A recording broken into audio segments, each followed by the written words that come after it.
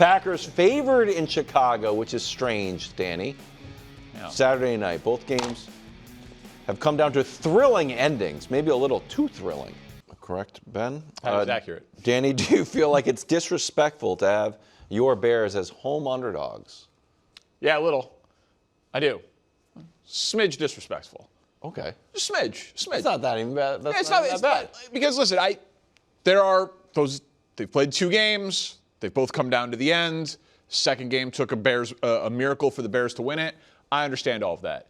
The Bears are the healthier team and getting healthier. Rome Odunze back, Kyler Gordon back. Good. And I know you have the doorstep of destiny. Yes. And I know you guys mocked me for magic when I said that this was a team of magic. But I'm just telling you guys, the Bears are not losing this game. They're just not. Go ahead. I don't even need much more analysis than that. But honestly, we'll take some. Though. Yeah, you'll take some. This is the biggest sporting event in Chicago since Game 5 of the 2016 World Series for the Cubs. It's the most expensive wild card ticket in NFL history. It's the 213th time these rivals have ever played. 2 teams have never played each other more than the Bears and Packers. Only the 3rd time it happened in the playoffs. Once was the NFC Championship game in 2010. Once was in 1941, George Halas against Curly Lambeau. This Bears team in this spot will not lose. So you're saying the environment, yes, the home field advantage is going to be the determining factor? Yeah, the teams are close.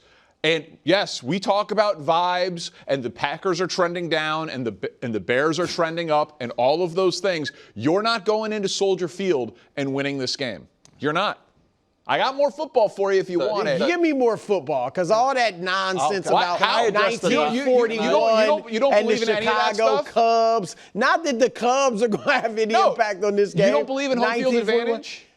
Yes, which is why, to answer the question, it is utterly disrespectful. Like you say, you guys are healthier. You got the hot young coach. You have the #1 draft pick. You have the great run game. Like, the Packers are missing their best player. They're banged up. How many games did the Packers win? 9. How many games did the Bears win? More than that. 11. And they are favored?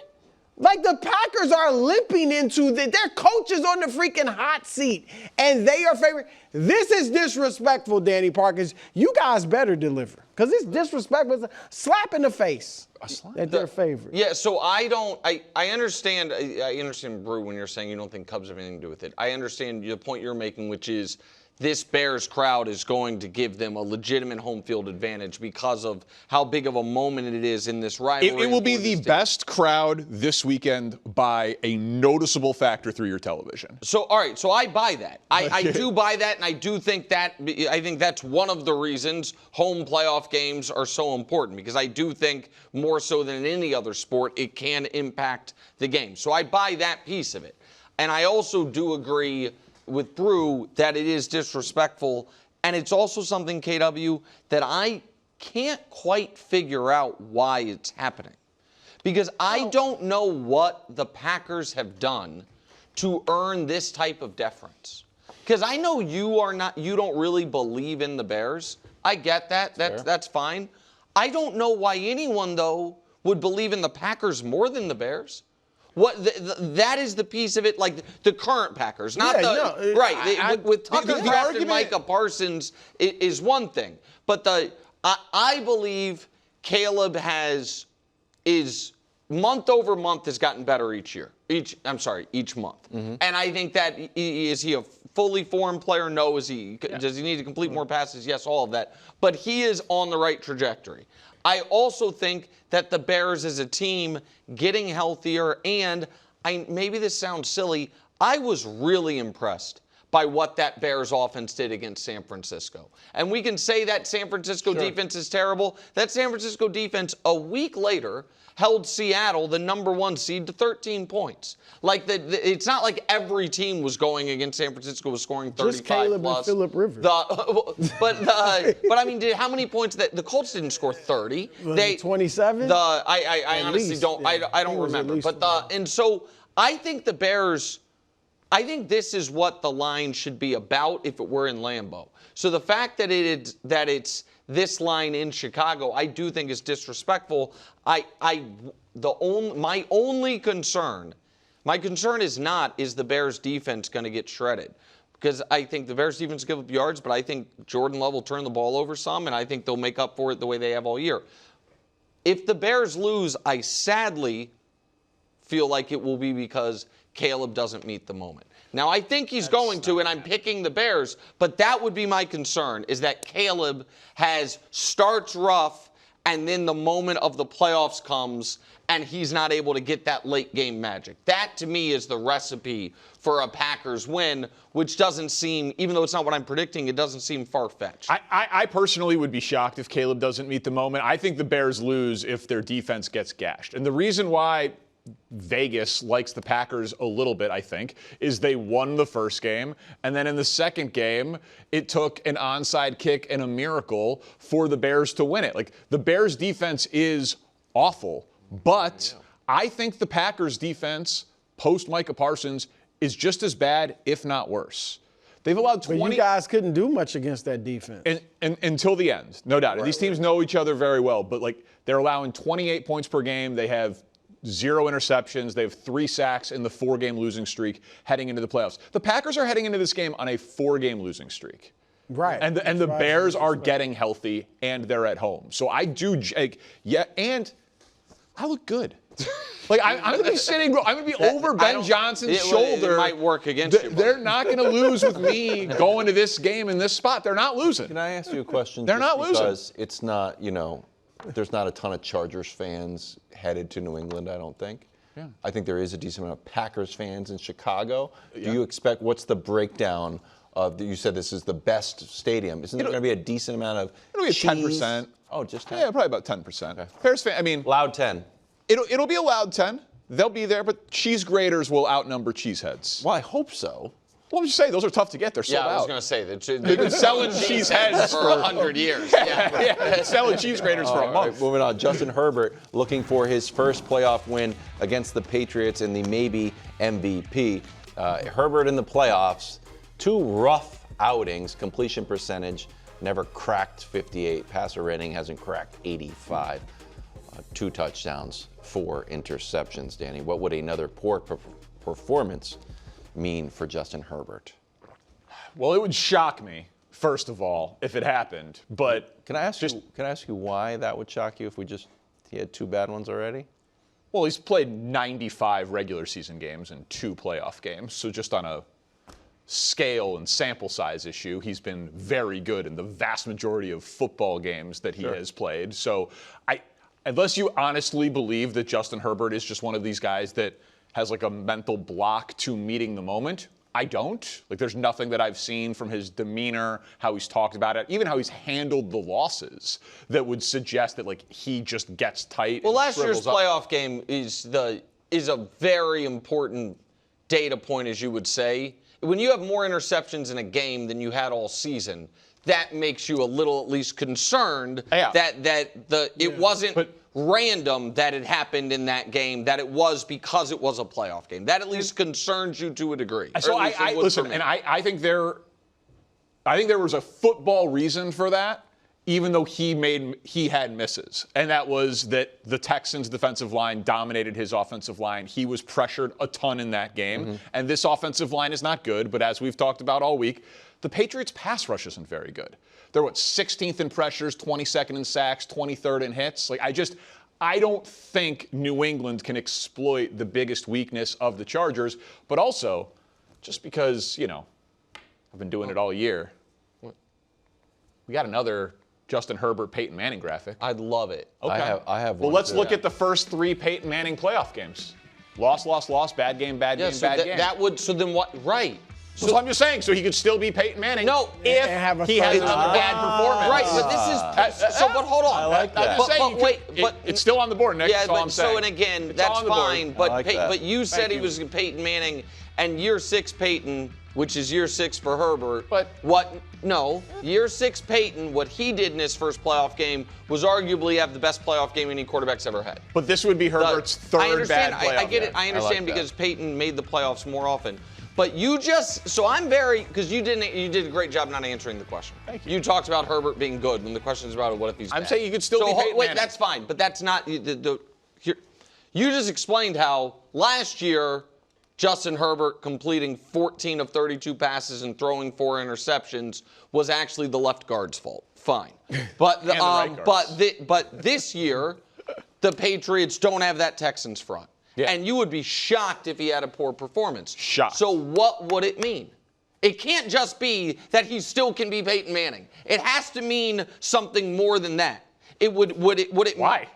Oh, so then there's against a Patriots team with not a strong pass rush, what you wouldn't think, wow. You wouldn't start. You could justify last year's. This year's, how you going to justify it if the Patriots don't You wouldn't put start pressure to on him, and he still think plays that, poorly. oh, wait, maybe he is one of those guys who is, by the way, because Peyton Manning was one of those guys. Peyton Manning was a worse playoff quarterback than regular season quarterback by a mile. Peyton Manning. If Justin Herbert has a game where it looks like he got tight, like last year in the playoffs. Well, just performance-wise. Danny, you and I went back and watched the interceptions. That was tight, man. Okay, I mean, he made bad throws. I don't think it was because he was tight. What's the difference? What's the difference between a quarterback who all year has not turned the ball over, and then in a game that it's 1st and 10 and you're up 6 and he makes a terrible decision? That was and bad then throw. I don't know what to tell you. I can't watch 100 games of Justin Herbert and come out of this game and all of a sudden, is your takeaway or is your answer to this, Justin Herbert's not good? No. You know what I mean? But there would just be, look, Justin Herbert is very good. I mean, I'm picking him to win the game. Yeah. But if he has another bad playoff game, then it has to raise questions as to, like Nick said, is he one of those guys that just, at least for now, he could maybe get over it? How about this, Danny? I always, this is like my Harden theory. I think Harden gets nervous because he has a lot of scar tissue and it starts to compound. If Herbert throws an interception early, are you going to just be like, yeah, happens? Like an opportunistic play by Marcus Jones, so be it. Or are you going to be like, uh-oh, here we go again for Justin Herbert? I'll tell you this, I won't be watching with this guy. No. Yeah, I'll tell you that right now. No, but hold. I want to just be serious about this just for a moment. Because Bruce said Justin Herbert's good, and you just immediately just spit back at him. He's excellent. Right. He's not. Okay. So if he loses, so again, if just stay with me for a second. If he has another bad game, which again, I don't know that anybody on the desk is predicting. For the record, we all think that this Patriots defense is susceptible and untested against good quarterbacks, right? Other than Josh Excellent. Allen. All right, good, much less excellent. But so if that ends up happening, and then there has to be some seeding of ground on how excellent the player is. If we are entering year 7, he hasn't won it because again, you're right, Peyton lost his first 3, but Peyton was actually excellent, so he was in the playoffs a lot more often than Herbert. And in year 6, he won league MVP and got to a conference championship game and had back-to-back perfect playoff games before he had a terrible one against the Patriots where they crushed him. No, actually, 06. They didn't crush him. In 06, doesn't matter. His 6th year was in 06, so they did crush him in the conference championship game. There has to be, I would think, some reevaluation of, have I overrated this player's ability, his place in the quarterback hierarchy because he throws such a pretty ball? Or else, what's the point of playing the games? It's a team game. It's right, but we're not asking one-on-one if he basketball. plays poorly. We're saying if he, for the 2nd straight year, in a game that you think they can win, or maybe are picking them to win, if he plays poorly and they lose, how could that not make you reevaluate where he is? Just like if a player that you don't think is good all of a sudden goes on a sick playoff run and is unbelievable. If that doesn't change at least possibly what you think of a player, then I don't know why we play the games. Go ahead. I'm just curious. So, if he plays poorly, you drop him to where? And if Jalen Hurts goes on a run, like you have Jalen Hurts as being better than Justin Herbert, like that's on the board here. I mean, if the that goal happens, as a if player, Jalen not Hurts as a winner. goes on another run As a player. to the Super Bowl and Justin Herbert goes out with Yeah, I mean, three I interceptions just to in answer round that one? question, if you're asking me if Jalen Yeah, Hurts you're shows right. up Yeah, in his yeah. third Super Like, how Bowl not? before Justin Herbert wins his first playoff game, will I have the audacity to say, if my goal is to win Super Bowls, I'd rather have Jalen Hurts than Justin Herbert? Yes. And if your answer is no, then I don't know why they keep score.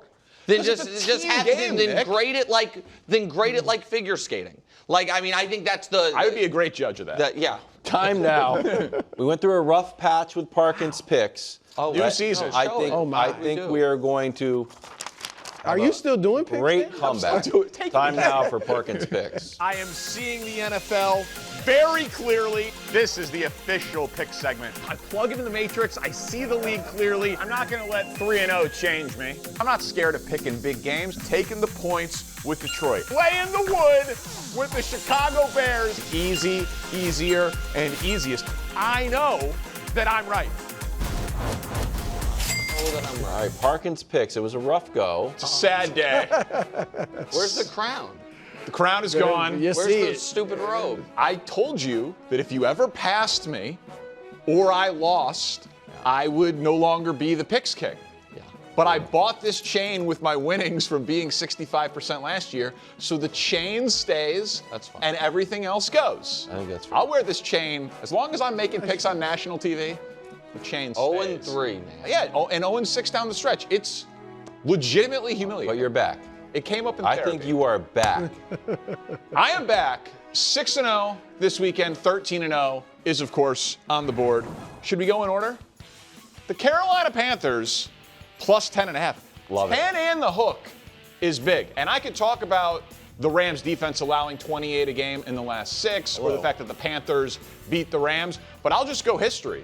Since 2000, if you're a road favorite by more than 5 points, you're 0-4 against the spread. Love it. It's tough to go on the road wild card gonna weekend take- as a I'm gonna huge take favorite This guy's and so win. on tilt, he's a trends better now. Love it. I mean, 10.5 is pretty significant. What's the next game in order? Just throw it up there, and then I'll give you the reason. Oh, yeah, that's right, the Bears. The Packers cannot stop the run. The Bears are the best rushing team in the NFL since their bye, second best overall. Packers run defense second half of the season. Big yikes, allowing 145 yards a game. Going to be a snow game, ball on the ground. But Monungai, he used that Swift. info when you were talking about Curly Lambeau 20 Yeah, I like minutes ago. that. That was good. I'm saving it for picks. By the way, Curly Lambeau against George Hallis. Great game. It's a good fact. Fields against each other. Yeah, a lot of tension on this side of the desk. What's the next game? I forgot the order again. Oh, yeah, Bills minus 1.5 against Jacksonville. Here's the thing. Josh Allen, he's played 13 playoff games. Trevor Lawrence has played 2. Which quarterback has thrown more playoff interceptions? That would be Trevor Lawrence. Wow. I mean, it's kind of a mismatch there at the quarterback position if we all care. And they're all different players come the playoffs. Who could that guy have beaten in the playoffs? I guess That guy will have must to have been a take- real dog. It's a team sport. It is a team sport. Thanks, Wild, for paying attention. Next game. Why is this spread so big? Probably because laying 5.5 with Philly is obvious here. San Francisco just played one of the most physical games of the year against Seattle. Philly rested their starters. San Francisco has to fly all the way across the country to Philly for this game. Nick Sirianni blows out his opponents in home playoff games. And, oh, yeah, by the way, San Francisco, yeah, they didn't give up a ton of points to Seattle. They gave up 180 yards on the ground. And now you get Saquon Barkley, a healthy Philadelphia offensive line in Philly. Saquon goes nuts in this game. Eagles in a blowout. To the night game. Because Wilds loved it so much during pack stats, yes, I'm taking Chargers plus 3.5 against the Patriots, but how do Pro Bowl quarterbacks do against the Patriots defense? Justin Herbert's a Pro Bowl quarterback. Well, if you're a Pro Bowl quarterback, you must be successful against everybody, except the Chargers. Oh, wow, look at that. Chargers defense did not bend at all against Pro Bowl quarterbacks this year and had a 9-3 record. Team sport. Patriots very much defense. did. Team sport. Chargers defense better than the Patriots defense. I love the Chargers plus 3.5. And then on Monday, the Texans minus 3 against the Steelers. Very simple. When the Steelers play good teams, they are not competitive. 1-5 against playoff teams this year, scoring 18 points per game. Aaron Rodgers throwing for a robust 158 yards per game. They did force 5 turnovers to get their 1 win against the Patriots. Yeah, so There we go. Really force him. That That was looks- dropped it. That was That a looks- cool stat. We only had Like two. 6-0 to Hey, me. Chargers and Bears, Danny, Oh, are the my. only two picks that you and I are aligned on. So you guys can. Oh no, I want everybody to win. Ideally, you guys both go 4-2. It's not possible. Coming up next. Oh no, that is possible. Gentlemen, we go to Jacksonville, where Josh Allen and the Bills facing the Jaguars as 1.5-point road favorites. Bills tight end Dawson Knox, though, had pretty high praise for his quarterback. Sounds like he could do one of our jobs, frankly, heading into this game. Coach, will incorporate Trevor into the question here. Do you think Trevor Lawrence can keep up with Superman and Josh Allen putting on his cape? Yeah, I'm a little skeptical, and I'm skeptical for this reason is that we've seen this before. And 2 years ago, when he had a new head coach, he got hot at the end of the season, goes into that playoff game. He has a really disappointing first half, much better second half, and you know, then we skipped 2 years where he's got 2 down years. Everybody's wondering what happens. He gets a new head coach. Now he's red hot again, and I'm not sure if he's really turned the corner yet, or whether this is just sort of the pattern that we're going to see from him over time. Yeah, I think that's the question. Has he arrived, right? And I think for me, he has to, because I think for so long we've been talking about his potential and what he could be. Well, that conversation has expired. He has to be him for the sake of the Jaguars. And you talk about, being AFC Player of the Month, being one of the hottest quarterbacks rolling to this playoffs. Like, because of his price tag and how much he's evolved and matured as a quarterback, he has to have a big game. You know what I mean? I think there can't be a question of Trevor Lawrence being Superman. I think it's more about, man, he has to win this big game because price tag, the team's on the road, the momentum they have going into this playoffs. Listen, he's got 15 touchdowns and 1 interception in the 6 games heading in, right? So he is arguably the hottest quarterback in football. But everyone says it's a new season, it's a new element, it's a new beast, all those things.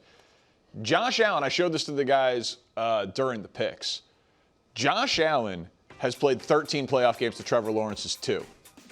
And Josh Allen has fewer interceptions than Trevor Lawrence. There is still a huge question on whether or not Trevor Lawrence can really elevate his game come the postseason. Now, I do think there are more things to this game than just the quarterback. It's the #1 rush offense in Buffalo against the #1 rush defense in Jacksonville. Travis Etienne has really emerged under Liam Cohen. I think and the Bills' rush defense is terrible. So I think there's a lot of ways to help Trevor Lawrence in this spot. But that would concern me, Coach. He throws picks in playoff games. Yeah, And he has a history of turnovers in general before Liam Cohen arrived. that's a big concern for me. It's actually a big concern on the other side too, because every time we talk about Josh Allen putting on the cape, and he can do it as good as anybody, you want to be aggressive without being reckless, because where he's had his worst stretches is when he takes too many chances, and this is a really opportunistic Jacksonville secondary. So that's my concern from a Josh Allen perspective, and with Trevor. Is it the momentum of the season and he got hot and he's riding that, but now as the pressure ratchets up, kind of like the Sam Darnold question, can he answer this next challenge, or is he kind of going to be up and down like we saw the last playoff run? Well, I think I'm optimistic for Trevor because we've seen signs this season of him elevating his game. Go back to the Chiefs game where he rallied late and won that game. Go when he went on the road and beat the Denver Broncos and had a big game. And now you're talking about him having the momentum going into this month and rolling into the playoffs. I feel like he's just prime. I really do. I think he's just prime for the moment. I think he's going to have a hell of a game. The thing that's interesting, too, is maybe you guys disagree. I'm positive Josh Allen will have a good game. Is there any scenario where Josh Allen has a bad game? I would guess you would say trying to do too much? Yeah, that's the big issue, because when he became the MVP last year, not because of the amount of touchdowns he threw, it's because of how much he was able to reel back his interceptions and turnovers. Yep. That was the issue the year before. He can be incredibly productive, but he can be incredibly productive for both teams. And you don't want to be a make something happen guy where you make something happen for you, but you also make something happen for your opponent. Yeah, he's won a playoff game, at least one in 5 straight years. He's dominated top 10 defenses this year. There's really been nothing that's slowed him down this year. Well, that's the big thing about this Jags pass rush. They can slow him down, right? If they force him to throw the ball within the pocket, and his superpower is his legs. If you allow him to get outside and make improv throws, man, he can kill you. So it's about containing Josh Allen and force him to beat you with his arm. Well, Trevor Lawrence gets an opportunity to, if you outduel Josh Allen in this spot, I think obviously it changes how a lot of people talk about you. And what I will say, until the following week where you have to outduel the next guy. Yeah, no doubt. But I do like that Liam Cohen seems to be very much playing the nobody believes in us card. Well, they also don't have no excuses. You have the quarterback, the coach, and the defense, right? And you're at home. Like, you got to have it. Everything is in the Jags' favor. Yeah, I know, but Liam Cohen just went out there to the media and he was like, yeah, well, we're we're a home underdog. Well, like he's playing that card. A rookie head coach versus a veteran head coach. The veteran head coach should have the edge. Thanks for watching. Subscribe here to get more from the show and to check out clips from other shows on FS1.